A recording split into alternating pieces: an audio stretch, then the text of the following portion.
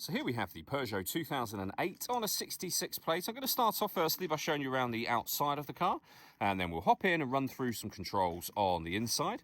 From the outside, you can see it's a 5-door car with alloy wheels and tinted windows. We're going to start off inside the boot area first.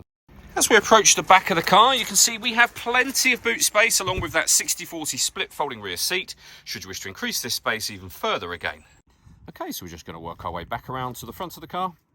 And then, as I mentioned, we'll hop in and run through some controls on the inside of it from there.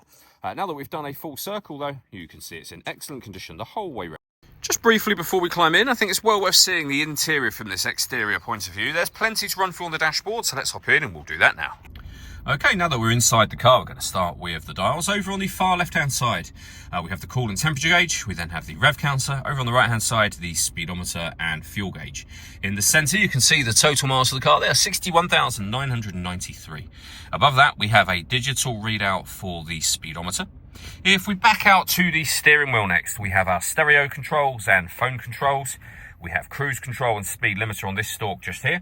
And then over into the centre, the main touchscreen. So we can get to the main menu from this physical button. And then, as I say, everything else is touchscreen. So we have satellite navigation, as you can see. Radio and media is where you'll find all the different ways you can listen to your music in this car.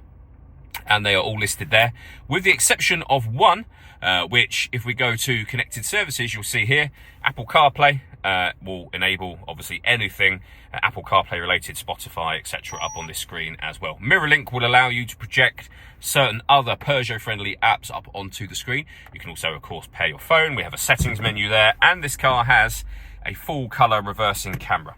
Working our way down, we have the dual zone climate control. You can adjust the passenger and driver temperature. You can increase and decrease the fan speed. You can determine where you'd like the air distributed. When you're happy with those settings, that's your air conditioning on, off again, or you can hit auto. As you can hear, the car will then take full control for you to maintain the temperatures that you've asked for. You can override that whenever you wish to, as I've just done. We have USB auxiliary input, 12-volt charging socket, some storage space just here, 2 cup holders, the gear lever for the fully automatic gearbox, and then you can change the driving setup of the car depending on the road and weather conditions. The last thing I wanted to mention is the panoramic glass roof this car has. So there is a sunblind which will open all the way to the back of those rear seats. The glass section itself is fixed in place, but as you can see, this lets in a huge amount of light to this cabin area.